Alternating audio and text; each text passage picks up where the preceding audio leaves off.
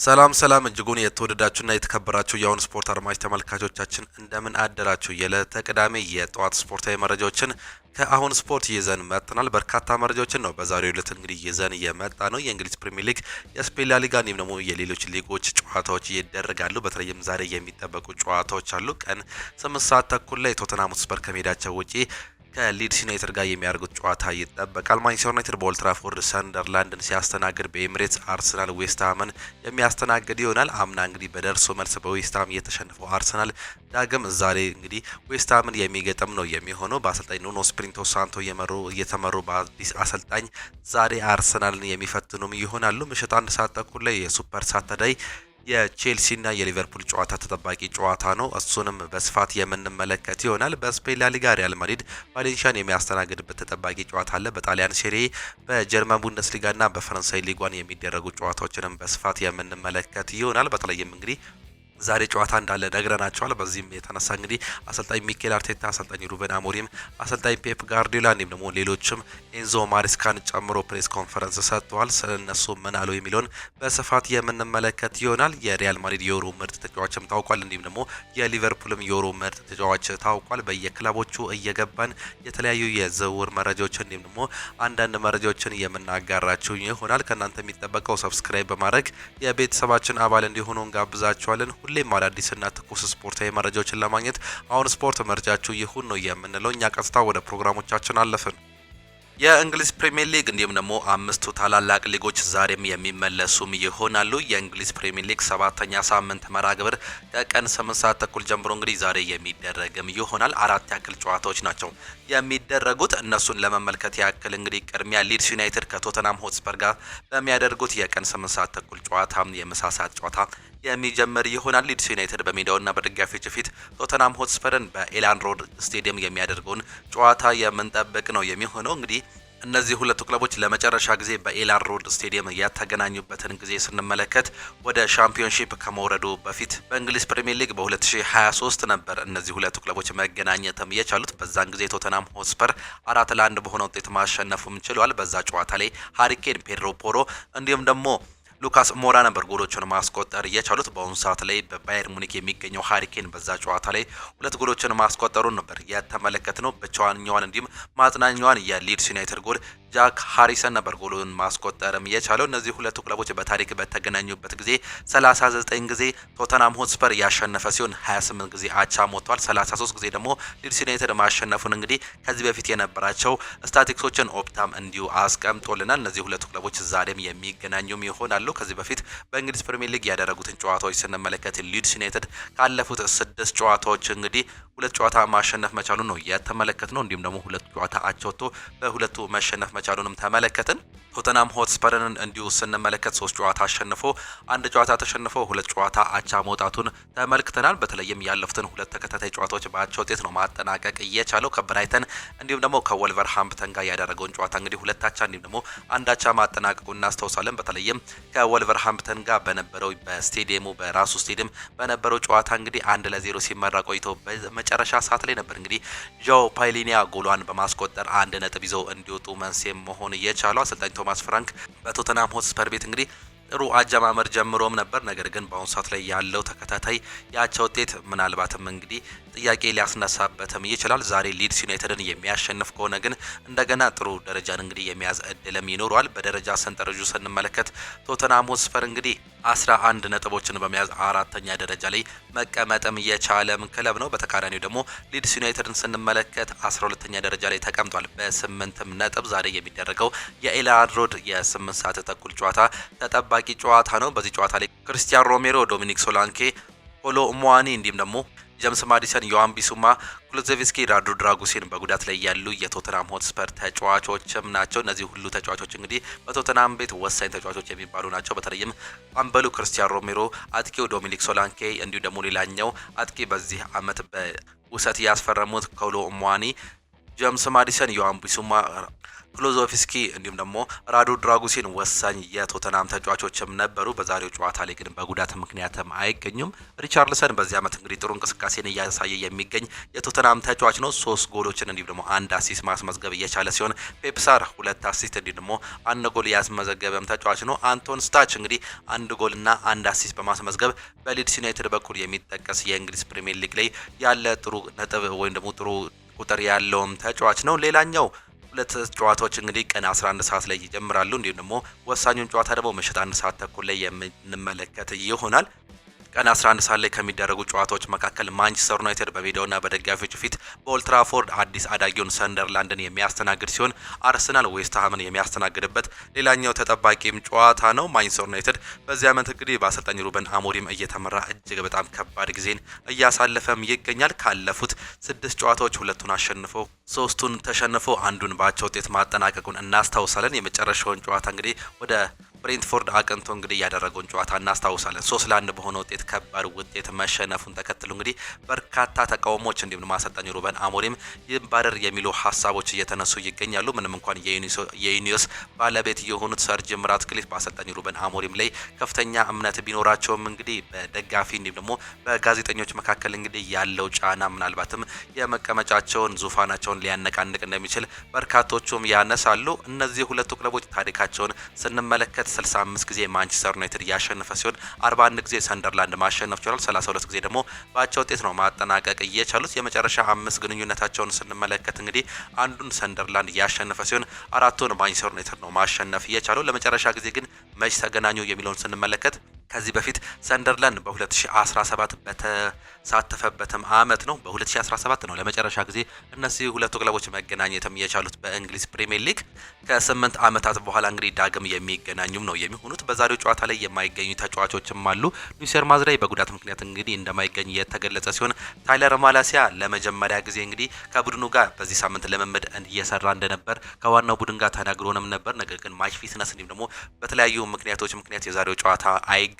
ሊሳንድሮ ማርቲኔዝም በዚህ ጨዋታ ላይ የማይገኝ የማንቸስተር ዩናይትድ ተጫዋች ነው። ሌሎቹ ግን በሙሉ ቁመና ይገኛሉ ተብሎም ይጠበቃል። ከነዚህ መካከል እንግዲህ አማድ ዲያሎ የብሬንትፎርዱ ጨዋታ ላይ አልነበረም በሀዘን ምክንያት። በዛሬው ጨዋታ ላይ ግን እንደሚገኝ አሰልጣኙ ማረጋገጥም ችሏል። የዛሬውን ጨዋታ እንግዲህ አሰልጣኙ ሩበን አሞሪም ማሸነፍና ማሸነፍ ብቻ ግዴታ ውስጥ እንደሚገቡ ነው በርካቶቹም እያነሱላቸውም የሚገኙት። ማንቸስተር ዩናይትድ በዚህ ዓመት ጥሩ ደረጃን ይዞ ማጠናቀቅ ይጠበቅበታል። አሁን እያሳየው ካለው አቋም እንዲሁም ሌሎች ነገሮች አንጻር እንግዲህ ማንቸስተር ዩናይትድ በዚህ ዓመት በአሰልጣኝ ሩበን አሞሪም ስር እንግዲህ ኮንሲስተንሲን እያሳየም አይገኝም። የመጀመሪያውን ጨዋታ በአርሰናል ተሸነፈ። ከዛ ከፉላም ጋር አንዳቻ በሆነ ውጤት ማጠናቀቅ ቻለ። በሶስተኛው ጨዋታ ላይ ከኢንተርናሽናል ብሬክ በፊት እንግዲህ ከበርንሌይ ጋር የነበረውን ጨዋታ እልህ አስጨራሽ በሆነ በፔናልቲ በስተመጨረሻ በተቆጠረች ኳስ 3-2 በሆነ ውጤት አሸነፈ። ከዛ ከኢንተርናሽናል ብሬክ መልስ ደግሞ ከማንቸስተር ሲቲ ጋር የነበረውን ጨዋታ ስናስታውስ 3-0 በሆነ ውጤት ከተማ ተቀናቃኙ መሸነፉንም ተመለከትን። ከዛ በኦልትራፎርድ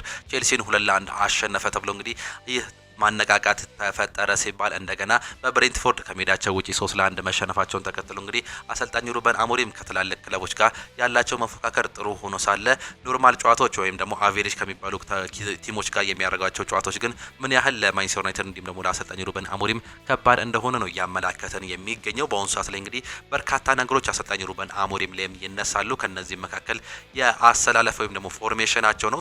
3-4-3 አሰላለፋቸውን መቀየር አለባቸው የሚሉ በርካታ ሀሳቦች ከቀድሞ ሌጀንዶች እንዲሁም ደግሞ ከጋዜጠኞች ይነሳላቸዋል። አሰልጣኙ ግን እንኳን ይህንን አሰላለፍ ሰው ሊያስቀይረኝ ይቅርና የነፍስ አባቴ እንኳን ሊያስቀይረኝ አይችልም ሲሉ ከዚህ በፊት መናገራቸውን ተከትሎ እንግዲህ ይህ ነገር እንደማይሆን በርካቶቹ አሁን እያመኑም ይገኛሉ። ቅድሚያ እኔን ልታባርሩኝ ይገባል ይህን ፎርሜሽን ለመቀየር ካሰባቸው የሚል ሀሳብን ከዚህ በፊት ማንሳትም እንችለዋል። እኛ ችግራችን ከፎርሜሽን አይደለም በካሪንግተን በምናደርጋቸው እንቅስቃሴዎች ላይ በጣም በጥሩ ሁኔታ እንንቀሳቀሳለን። ነገር ግን ሜዳ ውስጥ ከገባም በኋላ በርካቶቹ ይህን ነገር ሊያሳዩኝም አልቻሉም የሚል ሀሳብን አሰልጣኝ ሩበን አሞሪም እያነሱም ይገኛሉ። በእርግጥ በሜንታሊቲው ሁሉም ጥሩ ደረጃ ላይ ነው ማለት አይቻልም የሚል ሀሳብን ማንሳትም ችሏል። ይህም እንግዲህ ራሳቸውም ላይ ከሚነሱ ሀሳቦች መካከል አንዱ ነው። አሰልጣኝ ሩበን አሞሪም እንግዲህ ባለፉት ጨዋታዎች ላይ ከምናያቸው አንዳንድ ችግሮች መካከል በሚመሩበት ሰዓት ላይ ወይም ደግሞ ፔናልቲ በሚገኝበት ሰዓት ላይ ጭምር እንግዲህ አሰልጣኝ ሩበን አሞሪም ጭንቀቱ ሲገቡ በቴሌቪዥን መስኮታችንም እየተመለከትን እንገኛለን። ይህም እንግዲህ ከአሰልጣኙ ጀምሮ እስከ ተጫዋቾቹ ያላቸው የሜንታሊቲ ችግር እጅግ በጣም መውረዱን በማንቸስተር ዩናይትድ ቤት ያሳያል የሚሉ ሀሳቦች በርካቶቹም እያነሱም ይገኛሉ። ይህም በአሰልጣኙ ሩበን አሞሪም ስር መስተካከል አለበት ተብሎ ከሚታሰቡ ነገሮችም አንዱ ነው። እንዲሁ ደግሞ ሌላኛው የብሩኖ ፈርናንዴዝም ጉዳይ ነው። ብሩኖ ፈርናንዴዝ ዲፌንሲቭ ሚድፊልደርነት ቦታ ላይ መሰለፍ የለበትም የሚሉ በርካታ ጥያቄዎችም ይነሳሉ። አሰልጣኝ ሩበን አሞሪም በተለይም በዚህ ዓመት ከሚያሰልፏቸው ወሳኝ ቦታዎች መካከል ብሩኖ ፈርናንዴዝ ዲፌንሲቭ ሚድፊልደርነት ቦታ ላይ እንግዲህ ከካርሎስ ካሴሜሮ እንዲሁም ደግሞ ማኑኤል ኡጋርቴ ጋር እዛ ቦታ ላይ ለሁለት እያሳለፏቸው ተመልክተናል በደብል ፒቮት። ይህም ደግሞ አሰልጣኙ ይህ ቦታ ለብሩኖ ፈርናንዴዝ የሚሆን አይደለም፣ በ10 ቁጥር ቦታ ላይ እሱን ማሰለፍ መምረጥ አለባቸው፣ በዛ ቦታ ላይ እንደ ኮቢ ማይኖ እንዲሁም ደግሞ ሌሎች ተጫዋቾችን መምረጥ አለባቸው የሚሉ ሀሳቦችን ያነሳሉ። ነገር ግን አሰልጣኙ አሁንም ቢሆን እንደዚህ አይነት ሀሳቦችን ሲቀይሩ ተመልክተንም አናቅም። ይህም እንግዲህ ዲፌንሲቭ ሚድፊልደሩ ምን ያህል እንደተከፈተ እንዲሁም ደግሞ የብሩኖ ፈርናንዴዝ ጫና ወይም ደግሞ የብሩኖ ፈርናንዴዝ ከዚህ በፊት የምናውቀውን ቲሙ ላይ ምን ያህል ጠቃሚ የነበረው ተጫዋች በአሁኑ ሰዓት ላይ እሱን እንዳጣነው እያስመለከተንም ይገኛል። ተጫዋቹም ጭምር እንግዲህ በዛ ቦታ ላይ ደስተኛ እንዳልሆነ አንዳንድ መረጃዎች ከማንቸስተር ዩናይትድ ሾልኮ ወጡ ከሚሉ መረጃዎች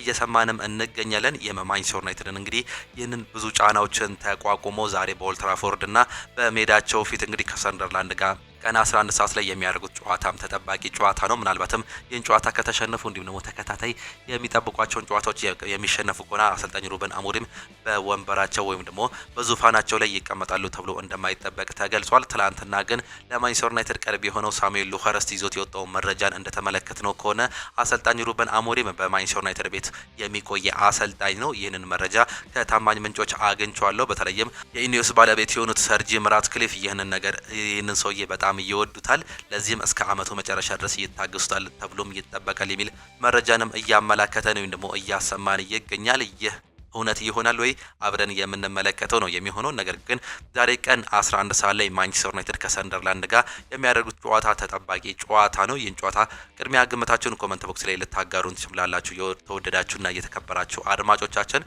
ሌላኛው በተመሳሳይ በኤሚሬትስ ስቴዲየም የሚደረገው የአርሰናልና የዌስትሃም ጨዋታ ነው። የሊጉን ዋንጫ ያነሳል ተብሎ ቅድሚያ ግምት ከተሰጣቸው ክለቦች መካከል አንዱ የሆነው አርሰናል ዛሬ በሜዳውና በደጋፊዎች ፊት በኤሚሬትስ ስቴዲየም 7ኛ ሳምንት መርሃ ግብሩን ከዌስትሃም ዩናይትድ ጋር የሚያደርገው ጨዋታም ይጠበቃል። ዌስትሃም ዩናይትድ እንግዲህ ግራን ፖተርን ካሰናበቱ በኋላ አሰልጣኝ ኑኖ ስፕሪንቶ ሳንቶን ካመጡ በኋላ እንግዲህ አንድ ወሳኝ ነጥብ በመጀመሪያው ጨዋታ ማሳካታቸውንም ተመልክተናል። ይህም ምናልባትም ለአሰልጣኝ ሚኬል አርቴታ ከባድ ጨዋታ ሊያደርግባቸውም ይችላሉ። አሰልጣኝ ኑኖ ስፕሪንቶ ሳንቶ እንግዲህ ባለፉት ዓመታት በኖቲንጋም ፎረስት ጥሩ እንቅስቃሴ እያሳዩ የሚገኙ እንዲህ ደግሞ በመከላከሉ ጥሩ ከሚባሉ አሰልጣኞች መካከል አንዱ ናቸው። ይህም እንግዲህ ዌስትሃም ዩናይትድን ይዘው በዚህ ዓመት ምን ይሰራሉ የሚለውን አሁንም ጥያቄዎች ይነሱባቸዋል። የመጀመሪያ ጨዋታቸውን እንግዲህ ከኤቨርተን ጋር ከሜዳቸው ውጭ ያደረጉትን ጨዋታ በአንዳቸው ውጤት ማጠናቀቃቸውንም ተመልክተንም ነበር። ዛሬ ከአርሰናል እንዲሁም ደግሞ ከአሰልጣኝ ሚኬል አርቴታ ጋር ኑኖ ስፕሪንቶ ሳንቶ በዌስትሃም ይዘውት እንግዲህ የሚፋጠጡም ነው የሚሆኑት። እነዚህ ሁለቱ ክለቦች በታሪካቸው በተገናኙበት ጊዜ 71 ጊዜ አርሰናል ያሸነፈ ሲሆን ዌስትሃም 36 ጊዜ አሸንፏል። 40ውን በአቻ ውጤት ነው ማጠናቀቅም የቻሉት። የመጨረሻ 5 ጨዋታቸውን ስንመለከት 3ቱን ዌስትሃም ዩናይትድ ያሸነፈ ሲሆን 2ቱን ደግሞ አርሰናል ማሸነፉን ነው የተመለከትነው። የመጨረሻውን የኤሚሬትስ ጨዋታ ብንመለከት እንግዲህ ዌስትሃም ዩናይትድ 1-0 በሆነ ውጤት ማሸነፉንም እንመለከታለን። አምና በ26ኛው ሳምንት የእንግሊዝ መርሃ ግብር እንግዲህ 1-0 በሆነ ውጤት ዌስትሃም ዩናይትድ አርሰናልን በዚህው ስቴዲየም ማሸነፉ እንዲሁም ደግሞ ከአምናው ዋንጫ ሬሲንግ እንግዲህ እንዳስወጣቸው የምናስታውሰው ጉዳይ ነው። ብቸኛው ጎል ጃሮድ ቦወን ነበር ማስቆጠርም የቻለው በ44ኛው ደቂቃ ላይ። ዛሬ ዳግም እነዚህ ሁለቱ ክለቦች እንግዲህ በ2025-26 የእንግሊዝ መርሃ ግብር በ7ኛ ሳምንት የሚገናኙም ይሆናሉ። የእንግሊዝ ፕሪሚየር ሊግን እንግዲህ በሁለተኛ ደረጃነት ይዞ የሚገኘው አርሰናል ካለፉት 7 ጨዋታዎች አንድ ተሸንፈው አንዳቸው ወጥቶ ሌሎቹን ግን በማሸነፍ እንግዲህ ጥሩ ደረጃ ላይ ያለ ክለብ እንደሆነም ተመልክተናል። ዌስትሃም ዩናይትድን ደግሞ ብንመለከት አንድ አሸንፎ አንዳቸው ወጥቶ ሌሎችን ግን በሽንፈት ነው ማጠናቀቅ የቻለው። አሰልጣኝ ግራን ፖተርም እንግዲህ ከዚህ በኋላ መሰናበታቸውን እንዲሁ የምናስታውሰውም ጉዳይ ነው። በዛሬው ጨዋታ ላይ የማይገኙ ተጫዋቾች አሉ። ጋብሪኤል ማጋሌዝ በአውሮፓ ቻምፒየንስ ሊግ ጨዋታ ላይ እንግዲህ ጉዳት አስተናግዶ መውጣቱን ተመልክተናል። አሰልጣኝ ሚኬል አርቴታ ግን እየተጫዋች ይደርሳል የሚል ሀሳብን ነው እየገለጹ የሚገኙት። በአሰላለፍ ላይ ይገባል አይገባም የሚለውን አብረን የምንመለከት ይሆናል። ሌላኛው ጁሊያን ቲምበር ነው። ይህም እንግዲህ የሌግ ኢንጁሪ ጉዳት እንዳጋጠመው እየተገለጸም ይገኛል። በዛሬው ጨዋታ ላይም ላይገኝ እንደሚችል አንዳንድ ፍንጮች እየወጡም ይገኛሉ። አዲሱ ፈራኒ ኖኒ ኢማዱኬ በዛሬው ጨዋታ ላይም ላይገኝም ይችላል። ካይ ሃቨርትስ፣ ጋብሪኤል ጂሰስ እንዲሁም ደግሞ ፔሮ ሂንካምፔ በጉዳት ምክንያት የማይገኘው የአርሰናል ተጫዋቾችም ናቸው። በዌስትሃም ዩናይትድ በኩል ደግሞ ስንመለከት ቶማስ ሱሼክ በጉዳት ምክንያት እንዲሁም ደግሞ አርዋን ቢሳካ በኢልነስ ምክንያት እንግዲህ የማይገኙ ተጫዋቾች መሆናቸው ነው እየተመለከትን የምንገኘው። ቶማስ ሱሼክ በጉዳት እንዲሁም ደግሞ ስትሬት ሬድ ካርድ ምክንያት ነው የዛሬውን ጨዋታ እንደሚያልፈው እንዲሁ እየተመለከተን የምንገኘው። ቪክተር ዮኮሬሽ በእንግሊዝ ፕሪሚየር ሊግ 3 ጎሎችን በማስመዝገብ ከአርሰናል የሚጠቀስ ተጫዋች ሲሆን ጁሊያን ቲምበር 2 ጎልና 1 አሲስቶችን አስመዝግቧል። ጃሮድ ቦወን በተመሳሳይ እንግዲህ ከቪክተር ዮኮሬሽ እኩል 3 ጎሎችን ማስመዝገብ የቻለም ተጫዋች ነው። በደረጃ ሰንጠረዡ ስንመለከት አርሰናል ሁለተኛ ደረጃ ላይ እንደተቀመጠም ነግረናቸዋል። 13 ነጥብና 9 ንጹህ ጎሎችን በመያዝ ነው እንግዲህ ሁለተኛ ደረጃ ላይ መቀመጥም የቻለው። ዌስትሃም ዩናይትድ ደግሞ ስንመለከት 4 ጎልና 8 የግብ ዕዳን ይዘው 19ኛ ደረጃ ላይ መቀመጥም ችሏል። ይህም እንግዲህ ዛሬ የሚያሸንፉ ከሆነ እንግዲህ ወራጅ ቀጠናው ለመውጣት የሚያደርጉትን ጥረት ካሁኑ የሚጀምሩም ይሆናል። በአሰልጣኝ ኑኖ ስፕሪንቶ ሳንቶም እየተመሩ ይህም ጨዋታ እንግዲህ ቀን 11 ሰዓት ላይ በተመሳሳይ የሚጀምርም ይሆናል። ሌላኛው ዛሬ በሱፐር ሳተርዴይ የሚጠበቀው የቼልሲና የሊቨርፑል ጨዋታ ነው። በስታፎርድ ብሪጅ የሚደረገውን ጨዋታ ምሽት 1 ሰዓት ተኩል ላይ የምንመለከት ይሆናል። እነዚህ ሁለቱ ክለቦች እንግዲህ ዛሬ የሚያደርጉት ጨዋታ ይጠበቃል። በተለይም ሊቨርፑል ይህን ጨዋታ እንግዲህ የማሸነፍ ግዴታ ውስጥ ይገባል። ይህን ጨዋታ የሚሸነፍ ከሆነ እንዲሁም ደግሞ አርሰናል የሚያሸንፍ ከሆነ እንግዲህ ዙፋኑን የአንደኛ ደረጃነቱን ለአሰልጣኝ ሚኬል አርቴታ አርሰናሉ የሚያስረክብ እንደሚሆን ይታወቃል። በዚህም እንግዲህ አሰልጣኝ አርነ ስሎት ከባዱን ጨዋታ የሚያደርጉም ይሆናሉ። በቼልሲ በኩል አሰልጣኝ ኤንዞ ማሬስካም እንግዲህ ያለፉትን ተከታታይ ጨዋታዎች መሸነፋቸውን ተከትሎ እንግዲህ ጥያቄ እየተነሳባቸውም ይገኛል። በቼልሲ ቤት በርካታ ተጫዋቾችን ቢያስፈርሙም ያለፉትን 2 ዓመታት እንደዚህ አይነት ደረጃዎችን ይይዛሉ ተብሎም አይጠበቅም። በአሁኑ ሰዓት ላይ ተከታታይ ሽንፈት እንዲሁም ደግሞ አቻዎችን ማስመዝገባቸውን ተከትሎ አሰልጣኝ ኤንዞ ማሬስካም እንደ አሰልጣኝ ሩበን አሞሪም ሁሉ ጥያቄ እየተነሳባቸው የሚገኙ የቼልሲ አሰልጣኝም ናቸው። ዛሬ በሜዳቸውና በደጋፊዎች ፊት የሊጉን መሪ ሊቨርፑልን የሚያስተናግዱ ነው የሚሆኑት። ሊቨርፑል በአንደኛ ደረጃ ላይ ተቀምጧል 15 ነጥብና 5 ንጹህ ጎሎችን በመያዝ። ቼልሲን ደግሞ ስንመለከት 8ኛ ደረጃ ላይ ነው የተቀመጠው 8 ነጥብና 3 ንጹህ ጎሎችን በመያዝ። እነዚህ ሁለቱ ክለቦች የሚያደርጉት ጨዋታም ይጠበቃል። ቼልሲ እንግዲህ ካለፉት 6 ጨዋታዎች ስንመለከት እንግዲህ 2 ተሸንፎ አንዳቸው ወጥቶ ሌሎችን ማሸነፉን የተመለከተን ሲሆን በተመሳሳይ ሊቨርፑልም እንግዲህ የመጨረሻ ጨዋታውን መሸነፉን በክሪስታል ፓላስ ተመልክተናል። 2-1 በሆነ ውጤት በተጠናቀቀው ጨዋታ እሱን በርካቶቻችን እናስታውሳለን። በዚህ ዓመት እንግዲህ ከክሪስታል ፓላስ ጋር 2 ጊዜ እየተገናኙ ሲሆን በኮሚኒቲ ሺልዱ ወይም ደግሞ በእንግሊዝ ፕሪሚየር ሊግ ያለፈው ሳምንት ተገናኝተውም ነበር። ሁለቱንም ማሸነፍ መቻላቸውን አሰልጣኝ ኦሊቨር ግናስነርም ተመልክተናል። ይህን ተከታታይ ሽንፈት እንግዲህ ማጽዳት አለብን ሲሉ ሊቨርፑሎች አሰልጣኝ አርነ ስሎት ወይም ደግሞ ካፕቴን ቨርጂል ቫን ዳይክ እየተናገረም ይገኛል። እንዲሁ ደግሞ በተመሳሳይ በአውሮፓ ቻምፒየንስ ሊግ ያደረጉትን ጨዋታ እንግዲህ ከሜዳቸው ውጪ ወደ ቱርክ አቅንተው በጋላታሳራይ 1-0 መሸነፋቸውን ተከትለው ተከታታይ 2 ሽንፈት በአንድ ሳምንት ውስጥ ማስመዝገባቸውን ተከትለው ይህን ነገር ማስተካከል አለብን ሲሉ እየገለጹም ይገኛሉ። ዛሬ ወሳኝ ጨዋታ ለሁለቱም ክለቦች ለሁለቱም አሰልጣኞች ይሆናል። ቼልሲ በእንግሊዝ ፕሪሚየር ሊግ ተከታታይ 3 ጨዋታዎችን ማሸነፍ አልቻለም። አንዱን የተሸነፈ ሲሆን ተከታታይ ሁለቱን ደግሞ በብራይተን ኤንድ ሆቭ አልቢዮን ደግሞ በማንቸስተር ዩናይትድ መሸነፉን እናስታውሳለን። ሊቨርፑል ደግሞ በክሪስታል ፓላስ በእንግሊዝ ፕሪሚየር ሊግ እንዲሁም ደግሞ በአውሮፓ ቻምፒየንስ ሊግ በጋላታሳራይ ከሜዳቸው ውጪ ተሸንፈው መምጣታቸውን እንዲሁ የምናስታውሰውም ጉዳይ ነው። በዛሬው ጨዋታ ላይ ግን ለማሸነፍ ነው ወደ ለንደን የምንሄደው ሲሉ አሰልጣኝ አርነ ስሎት ተናግሯል። ከዚህ በፊት የተከታታይ ሽንፈታችንን በዚህ ማብቃትም አለበት፣ መጨነቅ አይገባንም፣ ነገር ግን ለዚህ ጨዋታው ዝግጁ ነን ሲሉ አሰልጣኙ መናገራቸውንም ነው የተመለከት ነው። እነዚህ ሁለቱ ክለቦች በታሪካቸው በተገናኙበት ጊዜ 65 ጊዜ ቼልሲ ያሸነፈ ሲሆን 82ቱን ሊቨርፑል ማሸነፍም ችሏል። የመጨረሻ 5 ጨዋታዎችን ደግሞ ስንመለከት አንዱን በአቻ ውጤት ያጠናቀቁ ሲሆን 3ቱን ሊቨርፑል ሲያሸነፍ አንዱን ደግሞ ቼልሲ ማሸነፉን ነው የተመለከተው። በዚሁ ስቴዲየም በተደረገ ጨዋታ ቼልሲ 3-1 በሆነ ውጤት ለመጨረሻ ጊዜ አምና ማሸነፉን በ35ኛ ሳምንት መርሃ ግብርም ተመልክተንም ነበር። በዛ ጨዋታ ላይ ኤንዞ ፈርናንዴዝ፣ ጃሌ ኳንሳ በራሱ ጉሌ እንዲሁም ደግሞ ኮል ፓልመር በስተመጨረሻ ባስቆጠራቸው ጎሎች 3-1 በሆነ ውጤት ማሸነፍ ችሏል። ብቸኛዋን ጎል ካፕቴን ቨርጂል ቫን ዳይክ ነበር በዛ ጨዋታ ላይ ማስቆጠር የቻለው። ምንም እንኳን የጨዋታ የበላይነት አሳይቶ ቢሆንም አሰልጣኝ አርኔ ስሎት በቲማቸው መሰረት ነገር ግን ማሸነፍ አለመቻላቸውን የመጨረሻ ያምና የ35ኛ ሳምንት መርሃ ግብር እናስታውሳለን።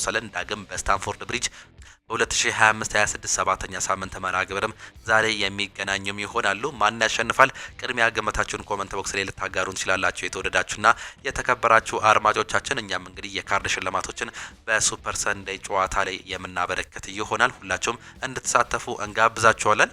በጉዳት በኩል እንግዲህ እነማን ጉዳት ላይ ይገኛሉ የሚለውን ስንመለከት በቼልሲ በኩል ትሬቨር ቻሎባ፣ ቶሲን አደርቤዮ፣ አንድሬ ሳንቶስ፣ ኮል ፓልመር፣ ዌስሊ ፎፋና፣ ሊያም ዴላፕ፣ ሌቪ ኮልዊል እንዲሁም ደግሞ ዲያሮ ኦሶጎ በጉዳት ምክንያት የማይገኙ ተጫዋቾች ናቸው። ትሬቨር ቻሎባ በቀይ ካርድ ምክንያት ነው የዛሬው ጨዋታ የሚያልፈው። በሊቨርፑል በኩል አሊሰን ቤከር እንግዲህ በጉዳት ምክንያት እንደሚያልፈው ተገልጿል። 6 ሳምንታትን ከሜዳ ሊርቅ እንደሚችል መረጃዎች እየወጡ እንደሚገኙ ትላንትናም ተመለከትን። ፍሬድሪኮ ኬዛም በዛሬው ጨዋታ ላይ ላይገኝ የሚችልበት እድል እንዳለ ነው እየተገለጸ የሚገኘው። ይህም ተጫዋች ጉዳት ላይም ይገኛል። ጆቫኒ ሎኒ አዲሱ ፈራሚ ይህም ጉዳት ላይ ያለ ተጫዋች ነው። ሌሎቹ ግን ከጉዳት ነፃ ሆኖ የዛሬውን ጨዋታ እንደሚጀምሩም እየተነገረም ይገኛል። በስታንፎርድ ብሪጅ ምሽት 1 ሰዓት ተኩል ላይ ቼልሲ ከሊቨርፑል አሰልጣኝ ኤንዞ ማሬስካ ከአሰልጣኝ አርኔ ስሎት ጋር የሚፋጠጡም ይሆናሉ። ይህን ጨዋታ እንድታዩ እንጋብዛችኋለን።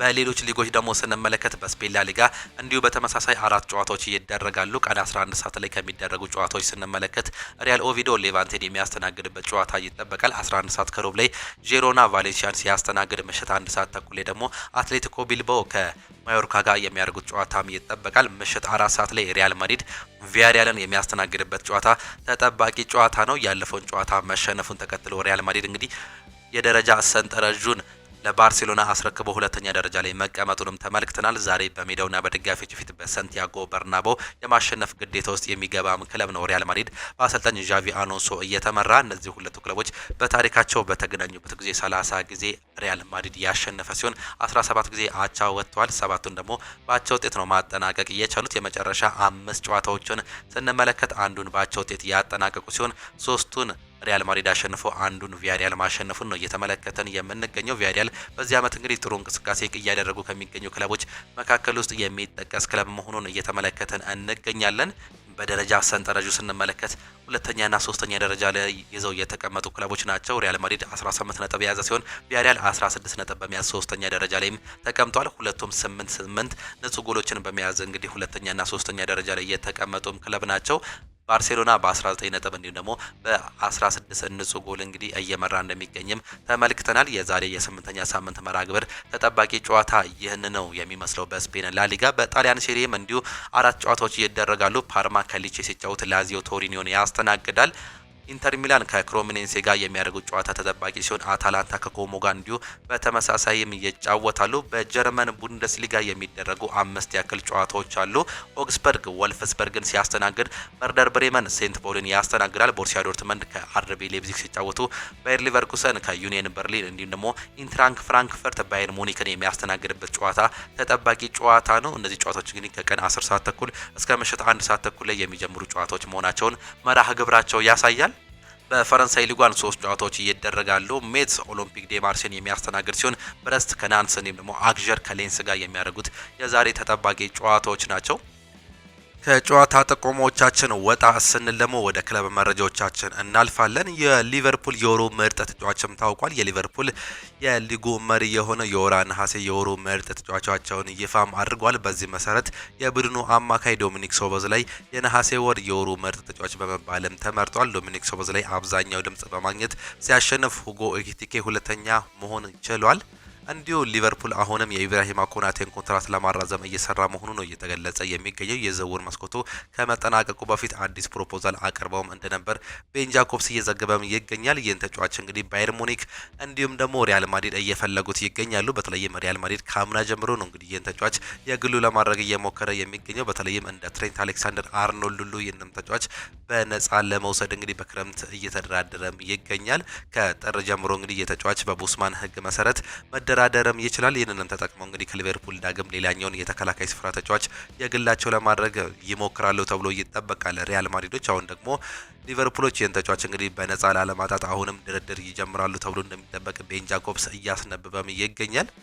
ሪያ ግራቨንበርች ከዛሬው ጨዋታ በፊት ሀሳቡንም ገልጿል። ለማሸነፍ ሁሉንም ነገር እናደርጋለን፣ በደንብ ተዘጋጅተን ያለንን ነገር እንሰጣለን፣ ማድረግ የምንችለውን ይህንን ብቻ ነው፣ ይህንን እንደምንሰጣቸው እርግጠኛ ነኝ ሲል ሀሳቡንም ይሰጣል። ማድሪድ እንዲሁም ደግሞ ቼልሲ ጠይቀውኝ ነበር ሲል ጄራርድ ስለ ድሮ ኃላፊነቱ እንዲሁም ደግሞ አንዳንድ ነገሮችንም ይገልጻል። የቀድሞ እንግሊዛዊ የሊቨርፑል ተጫዋች የሆነው ስቴቨን ጄራርድ ሌላ ክለብ ለመቀላቀል አስበው እንደማያውቅ ነው የገለጸው። ከቼልሲ እንዲሁም ደግሞ ሪያል ማድሪድ ጥያቄ ቀርቦልኝ ያውቃል ያለው ስቴቨን ጄራርድ ነገር ግን ሁልጊዜም ልቤ ለሊቨርፑል ብቻ ነው ሲል ይገልጻል። ከዚህ በፊት እንግዲህ አሰልጣኝ ጆዜ ሞሪኒዮ አንስቶም ነበር በሪያል ማድሪድ ቤት እንዲሁም ደግሞ ቼልሲ ቤት እያለው ይህን ተጫዋች ብቻ ነበር ማምጣት የምፈልገው ሲሉ ስለ ስቴቨን ጄራርድ ተናግረው እንደነበር ከዚህ በፊት የምናስታውሰውም ጉዳይ ነው። አሰልጣኝ ሩበን አሞሪም ይናገራሉ። የተሸነፍነው በአጫወታችን ምክንያት አይደለም ሲሉ አሁንም አጽንኦት ይዞ ነው እየተናገሩ የሚገኙት። የማንቸስተር ዩናይትድ ዋና አሰልጣኝ ሩበን አሞሪም ለቡድናቸው ሽንፈት ምክንያት አጫወታቸው አለመሆኑን ነው የገለጹት። የተሸነፍነው ጨዋታዎችን ተመልክቻለሁ ያሉት አሰልጣኙ ምክንያቱ አጫወታችን አይመስለኝም፣ ይህ የኔ አመለካከት ነው በማለትም ገልጸዋል። አክሎም ጎል የምናስቆጥረው እንዲሁም ደግሞ የግብ እድል የምንፈጥረው ለነሱ አጫወት እንዲሁም ደግሞ ግንኙነት የለውም ሲሉም ይገልጻሉ። ዋይን ሮኒ እንዲሁም ደግሞ ጋሪ ኔቨል ስላቀረቡት ትችት የተጠየቁት አሰልጣኝ ሩበን አሞሪም የተለመደ ነው፣ ማምለጥ አትችልም ሲሉም ገልጸውታል። በዚህ ዓመት 6 ጨዋታዎች ተጫውተን 3ቱን ተሸንፈናል፣ አስተያየት የመስጠት መብት አላቸው ሲሉ ጨምረውም ተናግሯል። ጨዋታው ከባድም ይሆናል፣ ሰንደርላንድ ጥሩ እየተንቀሳቀሱ እንዲሁም ደግሞ በራስ ይተማመናሉ፣ እንዲሁም እኛ ጫና የሚገጥመን እንደሆነም ያውቃሉ ሲሉ አሰልጣኝ ሩበን አሞሪም ስለ ዛሬው ጨዋታም ይናገራሉ። አሰልጣኝ ሩበን አሞሪም የማሰናበት ችግር ሊገጥማቸው እንደሚችልም እየተገለጸም ነው የሚገኘው። ማንቸስተር ዩናይትድ እያሳየ የሚገኘው ደካማ አቋምን ተከትሎ አሰልጣኙ ጫና ውስጥ እንደመውደቃቸው ሲዘገብም ነበር። ይሁን እንጂ ማንቸስተር ዩናይትድ ዛሬ በሰንደርላንድ ቢሸነፍም እንኳን የአሰልጣኙ ስራ አደጋ ላይ እንደማይወድቅም ነው እየተገለጸ የሚገኘው። ዘ አትሌቲክስ እንዳስነበበው ከሆነ የክለቡ ባለቤት ሰር ጂም ራትክሊፍ አሰልጣኙን በሙሉ የውድድር አመቱ ዘመን ማቆያ ድረስ ማቆየት እንደሚፈልጉ ነው እየተገለጸ የሚገኘው። የክለቡ ባለቤት አሰልጣኙ ሙሉ አመቱን ሰጥቷቸው በአዲሱ ስብስብ የአጨዋወት ዘይቤያቸውን እንዲተገብሩ ይፈልጋሉ ሲል ዘ አትሌቲክስ እያስነበበም ይገኛል። በሌላ መልኩ ሳሙኤል ሉሄርስት እንደዘገበው ከሆነ ደግሞ ይህ አሰልጣኝ በዛሬው ጨዋታ በሰንደርላንዱ ጨዋታ የሚሸነፍ ከሆነ ቀጥታ ይባረራል ሲል ሌላኛውን ሀሳብንም ይዞ ብቅ ማለትም ችሏል። ከጨዋታው በኋላ እንግዲህ ሁሉንም የምንመለከት ነው የሚሆነው። የቀድሞው የማንቸስተር ዩናይትድ ተጫዋች የሆነው አንቶኒ ይናገራል። ደህና ድርክ እንኳን እየሚልህ የለም ሲሉ ነው የሚገልጸው። ብራዚሊያዊ የፊት መስመር ተጫዋች የሆነው አንቶኒ ማንቸስተር ዩናይትድ ውስጥ አክብሮት የሚባል ነገር የለም ሲልም ይገልጻል። የማንንም ስም መጥቀስ አልፈልግም ያለው አንቶኒ ነገር ግን እዛ የአክብሮት ጉድለትን ደግሞ ትንሽ ጥሩ ያልሆነ ባህሪም አለ ሲልም ይገልጻል። አክሎም ሲናገር እንግዲህ የተጫዋች ማንም ሰው ደህና አደርክ እንኳን ወይም ደግሞ ደህና ዋልክ እንኳን አይልህም፣ ይህ እንኳን የለም፣ ነገር ግን ያለፈ ነገር ሁሉ ለዚህ ቦታ አይሰጥም ሲል ሀሳቡንም ይገልጻል። እንግዲህ በአሁኑ ሰዓት ደስተኛ ነኝ ሲል እየገለጸም የሚገኘው ጆሹዋ ዚርክዜም ሊለቅም ይችላል። በማንቸስተር ቤት አነስተኛ የመጫወቻ ጊዜ እየተሰጠው የሚገኘው ጆሹዋ ዚርክዜ በመጪው የጥር የዝውውር መስኮት ከማንቸስተር ዩናይትድ ሊለቅ እንደሚችል እየተገለጸም ይገኛል። በርካታ ዘገባዎች ኮሞ የተጫዋቹ ፈላጊ መሆናቸውን ሲያመላክቱ የነበረ ሲሆን ዘሰን እንዳስነብበው ከሆነ በማንቸስተር ዩናይትድ በጥር የዝውውር መስኮት ጆሹዋ ዚርክዜን በውሰት ለመልቀቅም ተዘጋጅቷል። እንደ ካች ኤንድ ኦፍሳይድ ዘገባም ማንቸስተር ዩናይትድ ተስማሚ የዝውውር ጥያቄ ማለትም ከ30 እስከ 35 ሚሊዮን ፓውንድ ከቀረበለት ጆሹዋ ዚርክዜን በቋሚ ውል ለመሸጥ ዘገጁ ነው ሲል እያስነበበም ይገኛል። በመሆኑም በጥር የዝውውር መስኮት ጆሹዋ ዚርክዜ ከለቀቀ ማንቸስተር ዩናይትድ በሱ ምትክ ልምድ ያለውና በፕሪሚየር ሊጉ እንዴት ግብ ማስቆጠር እንዳለበት የሚያውቅ አጥቂ ለማስፈረም ውጥን መያዙም ተጠቁሟል። ምንም እንኳን የቤንጃሚን ሴስኮ ችሎታ የማይካድ ቢሆንም አጥቂው ገና የፕሪሚየር ሊግ ጥንካሬ መማር እንዲሁም ደግሞ መላመድ ያለበት በመሆኑ ተጨማሪ አጥቂ የማስፈረም ጉዳይ ችላ የማይባል መሆኑ ነው እንዲሁ እያስነበበውም የሚገኙት። አሰልጣኝ ሩበን አሞሪም እንግዲህ ትላንትና ፕሬስ ኮንፈረንስ እንዳደረጉም ነግረናቸዋል። አንዳንድ ሀሳቦችን እያነሱ ሲሆን ስለ ሰንደርላንድ ሲናገሩ እንግዲህ በእርግጥ በጣም ከባድ ጨዋታ ይሆናል፣ እነሱ በጣም ጥሩ እየሰሩ ነው። ያለፉ ጨዋታቸውን ስትመለከቱ ከአስቶን ቪላ ጋር ባደረጉት ጨዋታ አንድ ቀይ ካርድ ወጥቶባቸው ነጥብ ተጋርተው ወጥተዋል። እኛ ነጥብ ከጣልንበት ቡድን እነሱ ነጥብ አግኝተዋል። ከብሬንትፎርድ ጋር ያደረጉትን ጨዋታ አሸንፈዋል። ጨዋታው የደረጃ ሰንጠረዥ በብዛት እየቀየሩ ነው ብዬም አስባለሁ። ስለዚህ ለዛ ትኩረት መስጠት አለብን ሲሉ ስለ ጨዋታውም ይናገራሉ። ሰንደርላንድ ጥሩ የሚጫወትን ቡድን ነው። ግልጽ ቢሆንም ሲስተሙ 4-3-3 ብዙ ሽክርክሪቶች በሜዳ ላይ እያደርጋሉ ሲል ሀሳባቸውንም ይገልጻሉ። ስለ ክለቡ ሲናገሩ እነርሱ በራስ መተማመን ይኖራቸዋል፣ እኛ ደግሞ በጫና ውስጥ እንዳለን ያውቃሉ። ለዛ ነው ዝግጁ መሆን ያለብን፣ ከባድ ጨዋታም ይሆናል ሲሉ አሰልጣኝ ሩበን አሞሪምም ተናግሯል። በመጨረሻ ትልቅ ቦታ ሊሰጠው የሚገባው ጉዳይ የደረጃ ሰንጠረዡ ደግሞ ውጤቱ ብቻ አይደለም ሲሉም ይናገራሉ።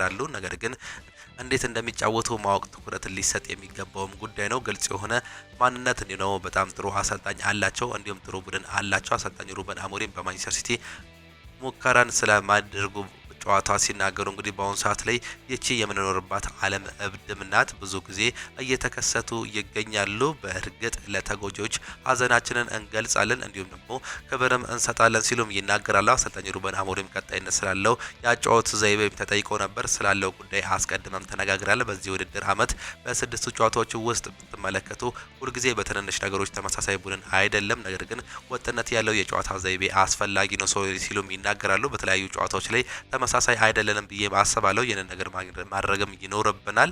ሁሉም ነገር ውጤቱን መቀየር ይችላል ሲሉም ይናገራሉ። አሰልጣኝ ሩበን አሞሪም ለደጋፊዎች እምነት ስለመስጠትም ይናገሩና እንዲህ ይሉ ነበር። እንግዲህ ሀሳባቸውንም ሲሰጡ ይህ የሚታይበት እንጂ የሚወራበት ጊዜ አይደለም ሲሉ ሀሳባቸውንም ያረጋግጣሉ። የዚህን የውድድር ዘመን ጨዋታዎች መመልከት እችላለሁ። ለእኔ እሱ ሙሉ ለሙሉ የተለያዩ ናቸው።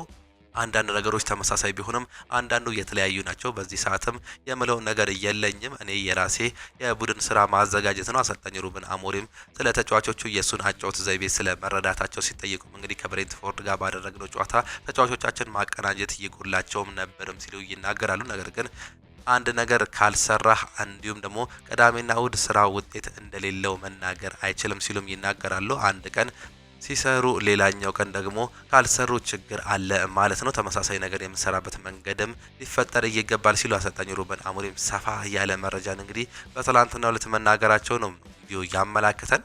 አሰልጣኝ ሚኬል አርቴታም ይናገራሉ። ትልቅ የማሸነፍ ንጻሬ ቢኖርንም ዋንጫ ግን የለንም ሲሉም ይናገራሉ። የአርሰናል ዋና አሰልጣኝ ሚኬል አርቴታ ዛሬ በክለቡ በአሰልጣኝነት 300ኛ ጨዋታቸውንም ያደርጋሉ። ስለዚህ ጨዋታ የተጠየቁት አሰልጣኝ ሚኬል አርቴታ እኔ በክለቡ ታሪክ ከፍተኛ ጨዋታ የማሸነፍ ንጻሬ አለኝ 58%፣ ነገር ግን ትልቅ ዋንጫ አላሸነፍንም በማለትም ይናገራሉ። ይህ አሁን በአስፈላጊው ደረጃ ላይ እንዳልደረሰንም ይነግረናል ሲሉ አሰልጣኝ ሚኬል አርቴታ ጨምሮም የተናገሩ ሲሆን ዛሬ ከባድ ጨዋታ እንጠብቃለን፣ አላማችን ግልጽ ነው፣ ጨዋታውን የማሸነፍ እንገባለን ሲሉም ይናገራሉ።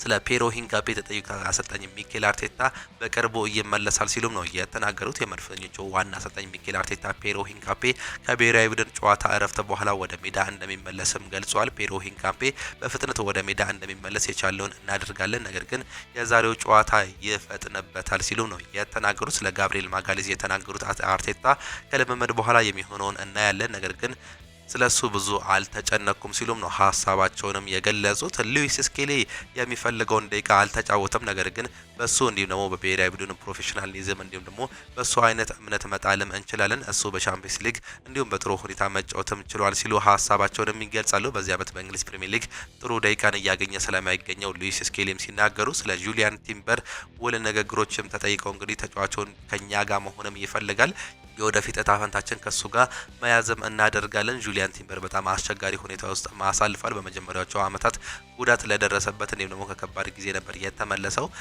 የመጣበትን መንገድ እንዲሁም ለቡድኑ ምን እያደረገ ስላለው ጥሩ ሁኔታ ምሳሌ ይሆነናል ሲሉም ይናገራሉ። ከኛ ጋር ረጅም ጊዜ የሚኖረው ሌላ ሰው እንደሆነም ተስፋም አድርጋለሁ ሲሉ ሀሳባቸውንም ይገልጻሉ።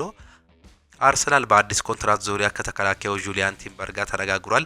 ውይይቶች የመጀመሪያ ደረጃ ላይ እንደሚገኙ ሳሚ ሞክቤል ለአርሰናል ቅርብ የሆነውን መረጃ እያጋራም እንደሚገኝ ተመለከትን። ኤንዞ ማሬስካ ስለ ዛሬው የቼልሲ ጨዋታም ሀሳባቸውንም ገልጿል። ሊቨርፑል ለመቅጠም ትክክለኛው ጊዜ ነው የሚል እምነት አመለካከት የለኝም ሲሉ ነው የተናገሩት። የሰማያዊዎቹ ዋና አሰልጣኝ ኤንዞ ማሬስካ ሊቨርፑል አሁን ላይ መቅጠም የተለየ ጠቀሜታ ይኖረዋል ብዬ አላስብም በማለትም ተናግሯል። ሊቨርፑልን ለመቅጠም ትክክለኛው ጊዜ ነው የሚል እምነት የለኝም ያሉት አሰልጣኝ ኤንዞ ማሬስካ አሁን ሙሉ የተሻለ ነገር አያደርገውም ሲሉም ገልጸውታል። ስለ ዛሬው ጨዋታ ሊቨርፑል ለመቅጠም ትክክለኛው ጊዜ የሚል እምነት የለኝም፣ ሁልጊዜም ከባድ ጨዋታ ነው፣ እንዲሁም ደግሞ እነሱ ምርጥ ቡድን አላቸው፣ በተለይም ከጆታ ህልፈት በኋላ በጥሩ እያሳለፉ ይገኛሉ ሲሉ ኤንዞ ማሬስካም አክሎም ተናግሯል። እንዲሁም ደግሞ እንደዚህ አይነት አደጋዎች እንድትጠናከር ያደርገዋል። ለዚህ ነው ለእኔ አቋማቸው ከጥሩ በላይ የሆነብኝ ሲሉም ይናገራሉ። ሊቨርፑል ብቻ ሳይሆን በዓለም ላይ ያሉ ቡድኖች ሁልጊዜ ደካማ ጎን አላቸው፣ በዚህ ጨዋታ ደግሞ ከባድ ናቸው ሲሉም ሀሳባቸው ነው እየገለጹ የሚገኙት። ስለ ቡድናቸው ያነሱት አሰልጣኝ ኤንዞ ማሬስካ በውጤት እንዲሁም ደግሞ እንቅስቃሴ ረገድ አመቱን በጥሩ ሁኔታ ጀምረናል ሲሉም እንዲሁም ይናገራሉ። ኤንዞ ማሬስካ ሊቨርፑል የመከላከልን ድክመቱን ስለመጠቀም እንግዲህ ሲናገሩ የዚህ ችግር ተጠያቂ ሊቨርፑል ብቻ ሳይሆን በዓለም ላይ ያለው አንዳንድ ቡድን ነው። ሁሉም የመከላከል ድክመት አለበት። እርግጥ ነው ሁሉም ጨዋታዎችን ተከታታይ ተሸንፈላል። ይህም ተጋላጭነት የሚገባ ያሳያል። የሊቨርፑል ብቻ ችግር ሳይሆን ሁሉም ቡድኑን የሚያጋልጥ የመጠቃት ችግር አለው ሲሉም ነው የተናገሩት። ከተቃውሞ በፕሪሚየር ሊግ የትኛው ቡድን ነጥብ ሊያስጥልህ ይችላል ተብለው ተጠይቀው ነበር። በአሁኑ ሰዓት ላይ ሊቨርፑል የእንግሊዝ ፕሪሚየር ሊግ ቡድን ነው ብዬም አስባለሁ። ምክንያቱም ያንን በሚገባ አሳይቷል። እናም ሊቨርፑልን አሸንፏል፣ ሊጉንም አሸንፏል። አሁን ላይ ገቡበት ከተባሉት ችግር መውጣትም እጅግ በጣም ይችላሉ። ሊቨርፑል አስፈሪ ክለብ ነው ሲሉም እንዲሁ እየገለጹም ነው የሚገኙት። ማንቸስተር ሲቲ የተጫዋቹን ውልም አራዝሟል። ማንቸስተር ሲቲዎች የወጣቱን የፊት መስመር ተጫዋች የሆነው ሳቪዮን ኮንትራት ማስፈረማቸውን ነው እየተገለጸ የሚገኘው። ብራዚሊያዊ ወጣት የፊት መስመር ተጫዋች የሆነው ሳቪኒዮ በማንቸስተር ሲቲ ቤት እስከ 2031 የሚያቆየውን ኮንትራትም ፈርሟል። ሳቪኒዮ ከፊርማው በኋላ ማንቸስተር ሲቲ የዓለማችን ምርጡ ክለብ ነው፣ በቀጣይ ተጨማሪ ግቦችን ማስቆጠር እፈልጋለሁ ሲል አስተያየቱን መስጠቱን ነው የተመለከትነው። የተጫዋች እንግዲህ በክረምት የዝውውር መስኮት ወደ ቶተናም ለመሄድ ከጫፍ ደርሶ እንደነበር የምናስታውሰው ጉዳይ ነው። በጥርም ይሄዳል ተብሎ ሲጠበቅ በመሀል ላይ እንግዲህ ፊርማውን እስከ 2031 ድረስ ማኖሩንም እንዲሁ ተመለከትን። ፔፕ ጋርዲዮላ ከጨዋታ በፊት እንግዲህ ሀሳባቸውንም ገልጿል። ብሬንትፎርድ በሜዳው አስቸጋሪ ክለብ ነው ሲሉ ነው የገለጹት። የማንቸስተር ሲቲ ዋና አሰልጣኝ ፔፕ ጋርዲዮላ ከወዲሁ የብሬንትፎርድ ጨዋታ በፊት አስተያየታቸውንም ገልጿል። ፔፕ ጋርዲዮላ በንግግራቸው ወቅትም አዲስ ጉዳይ አይደለም ሲሉ ተጫዋቹ በጥሩ ሁኔታ ላይ መገኘታቸውንም ገልጿል። ስለ ሮድሪ ያነሱት አሰልጣኙ እንግዲህ ሮድሪ ዝግጁ ነው፣ ምንም አይነት ጉዳይ አላጋጠመውም ሲሉ ሀሳባቸውንም ይገልጻሉ። እሱ 100% ብቃቱ ላይ ግን አይደለም በማለትም ነው እንዲሁ እየተናገሩም የሚገኙት። የብሬንትፎርድ አጫወት በቶማስ ፍራንክ ጊዜ ከነበረው አሁን ጋር ተመሳሳይ ነው ሲሉ አሰልጣኝ ፔፕ ጋርዲዮላ ግን ትንሽ ልዩነትም አላቸው ሲሉ ሀሳባቸውን መግለጻቸውንም ተመለክተም። ብሬንትፎርድ አስደናቂ እግር ኳስ እየተጫወተ ነው፣ እነሱን በሜዳቸው መግጠም በጣም አስቸጋሪ ነው ሲሉ ፔፕ ጋርዲዮላም ተናግሯል። ፔፕ ጋርዲዮላ ስለ ፊል ፎደን በብሔራዊ ቡድን አለመጠራትም ሲጠየቁ እንግዲህ ቶማስ ቱሄል ለብሔራዊ ቡድን የሚፈልገውን ከኔ 1000 ጊዜ እንዲሁም ደግሞ 1 ሚሊዮን ጊዜ እንዲሁም ደግሞ 1 ቢሊየን ትሪሊየን የበለጠ ያውቃል። ስለዚህ እኔ የምወደው እንዲሁም እኔ የምለው ነገር ፊል ፎደን አሁንም ባለበት ሁኔታ መጫወትን ከቀጠለ እንደገና ይጠራል በማለትም ብቻ ነው መጨረስ የምንችለው ሲሉ ሀሳባቸውንም ይገልጻሉ። ተጫዋቹ ወደ ብሔራዊ ቡድን በሜዳቸው ደስተኛ ነኝ፣ ነገር ግን ጤናማ ሆነው ሲመለሱ የበለጠ ደስተኛ ነው የሚሆነው ሲሉም ይናገራሉ። ስለ ፔፕ ጋርዲዮላ እንግዲህ ስለ ሮድሪ ሲናገሩ ሮድሪ እሱን መተካት ከባድ ነው። እንዲሁም ደግሞ ተጫዋቹ ሊተካው የሚችለው እሱ ከማንም ጋር ስትጫወት 12 ሆነን እንደተጫወትን ያክል ነው የሚሰማኝ። 12ኛ ተጫዋች ሁላ የሚሆን አይመስለኝም። ከዛም በላይ የሚሆን ተጫዋች ነው የሚመስለኝ። እጅግ በጣም የተለየ ተጫዋች ነው። ጉልበቱ ላይ ያጋጠመው መጥፎ ጉዳት እያሰቃየው ነው። አይታቸዋል። ከበርንሌይ ጋር መጫወት አልቻለም። ሮድሪ አሁን ላይ ባለው ሁኔታ በእያንዳንዱ ጨዋታ 90 ደቂቃውን መጫወት አይችልም ሲሉም ገልጸዋል። አንዳንድ ጊዜ ምርጥ ተጫዋቾቻችን ሁልጊዜ ዝግጁ እንዲሆኑ እንፈልጋለን፣ ግን እስካሁን ድረስ ዝግጁ አይደለም። ስለዚህ እሱን መጠበቅ እንዲሁም ደግሞ መንከባከብ አለብኝ። እጅግ በጣም የሚገርም ተጫዋች ነው። እሱን ተካዋለሁ ብዬም አላስብም። ይህም ለኛ ምን ያህል እንደሚጠቅመን ከዚህ በፊት አይተነዋል ሲሉ አሰልጣኝ ፔፕ ጋርዲዮላም ስለ ሮድሪም ተናግሯል። ላሚን ያማል አዲስ ጉዳትም አጋጥሞታል። ስፔናዊ የባርሴሎና የፊት መስመር ተጫዋች ነው። ላሚን ያማል የብሽሽት ጉዳት እንዳጋጠመውም ተገልጿል። ይህንን ተከትሎ ከቀጣዩ የሲቪያ ጨዋታ ውጪ መሆኑ ነው የተረጋገጠው። ላሚን ያማል በቀጣይ ከ2 እስከ 3 ሳምንታት ከሜዳ እንደሚርቅ ክለቡም አሳውቋል። የስፔን ብሔራዊ ቡድን አሰልጣኝ ሉዊስ ዴላ ፎንቴ ላሚን ያማል ጥሪ ያቀረበለት ሲሆን ከሰዓታት በኋላ ባርሴሎና ተጫዋቹን መጎዳቱን ይፋ ማድረጉን ነው የተመለከትነው። ይህም ተጫዋች በተለይም በአሁኑ ሰዓት ላይ እንግዲህ ከኢንተርናሽናል ብሬክም በኋላ ጨዋታዎች እንደሚያመልጡት መረጃዎች በስፋትም እያመላከቱም ይገኛሉ። የሪያል ማድሪድ የወሩ ምርጥ ተጫዋችም ታውቋል። በአሰልጣኝ ጃቪ አሎንሶ የሚሰለጥነው ሪያል ማድሪድ የወራ መስከረም የወሩ ምርጥ ተጫዋችም ይፋም ተደርጓል። በዚህም መሰረት ፈረንሳያዊ የፊት መስመር ተጫዋች የሆነው ኪሊያን ኤምባፔ የወሩ ምርጥ ተጫዋች በመባልም ተመርጧል። ኪሊያን ኤምባፔ በተከታታይ 2 ወራት የሪያል ማድሪድ የወሩ ምርጥ ተጫዋች በማለትም ማሸነፉን ነው የተመለከትነው። ኤምባፔ የወሩ ምርጥ ተጫዋች እንደተባለ የተመለከትን ሲሆን የስፔን ላሊጋ የ2025 የውድድር ዘመን የወራ መስከረም የወሩ ምርጥ ተጫዋች ይፋም ተደርጓል። በዚህ መሰረት የሪያል ማድሪዱ የፊት መስመር ተጫዋች የሆነው ኪሊያን ምባፔ የወሩ ምርጥ ተጫዋች በመባል እንግዲህ በስፔን ላሊጋም ተመርጧል። ኪሊያን ምባፔ በወሩ ባደረጋቸው 4 ጨዋታዎች 5 ጎሎችን ማስቆጠር መቻሉን ነው የተመለከትነው። ፈረንሳዊ ተጫዋች ኪሊያን ምባፔ በወሩ እንግዲህ የሪያል ማድሪድ የወሩ ምርጥ ተጫዋችም ተብሏል። የሻምፒዮንስ ሊጉ የሳምንት ምርጥ ተጫዋች ተብሎ የተመረጠ ሲሆን የላሊጋውም የወሩ ምርጥ ተጫዋች ተብሎ ማሸነፉንም እንዲሁ ተመለከትን። እጅጉን የተወደዳችሁና የተከበራችሁ የአሁኑ ስፖርት አድማጭ ተመልካቾቻችን ለዛሬ የነበረን ስፖርታዊ መረጃዎቻችን ይህንን እየመስሉ ነበር። ፕሮግራሞቻችንን እንዴት አያችኋቸው? ሀሳብ አስተያየታችሁን ኮመንት ቦክስ ላይ ልታጋሩን ትችላላችሁ። ዛሬ የሚጠበቁ ጨዋታዎች እንዳለ ነገር ናቸው። ከዚህ መካከል በእንግሊዝ ፕሪሚየር ሊግ የሚጠበቁ ጨዋታዎች አሉ። ማንቸስተር ዩናይትድ አዲስ አዳጊውን ሰንደርላንድን በዚህ ዓመት እጅግ በጣም ተጠናክሮ የሚገኘውን ሰንደርላንድን ይገጥማል። አርሰናል ደግሞ እንግዲህ ያለፈው ዓመት በደርሶ መልስ ያሸነፈውን ዌስትሃም ዩናይትድን የሚገጥም ሲሆን ቼልሲ ከሊቨርፑል የሚያደርጉት ጨዋታ ይጠበቃል። አርሰናል እንዲሁም ደግሞ ማንቸስተር ዩናይትድ ቀን 11 ሰዓት ላይ ሲጫወቱ ቼልሲ ከሊቨርፑል የሚያደርጉት ጨዋታ ደግሞ ምሽት 1 ሰዓት ተኩል ላይ በስታንፎርድ ብሪጅ የምንመለከት ይሆናል። እነዚህን ጨዋታዎች እንድታዩ እንጋብዛችኋለን። በስፔን ላሊጋ ሪያል ማድሪድ ምሽት 4 ሰዓት ላይ ቫሌንሺያን የሚያስተናግድበት ጨዋታ ይጠበቃል። በጣሊያን ሴሪኤ ኢንተር ሚላን ከክሮሚኔንሴ እንዲሁ ተጠባቂው ጨዋታ ነው። በጀርመን ቡንደስሊጋ ኢንትራንክ ፍራንክፈርት ከባየር ሙኒክ ሲጫወቱ ፈረንሳይ ሊግ ዋንም 3 ጨዋታዎች የሚደረጉ ይሆናሉ። እነዚህ ጨዋታዎች እንድታዩ እየጋበዝን የዛሬ የጠዋት ፕሮግራሞቻችንን በዚሁ የምናጠናቅቅ ነው የሚሆነው። በከሳት ፕሮግራሞቻችን እስከምንገናኝ ድረስ ግን ቻው ቻው፣ መልካም ጊዜ፣ መልካም ውሎ እንዲሆንላችሁ ዳግም ተመኘን።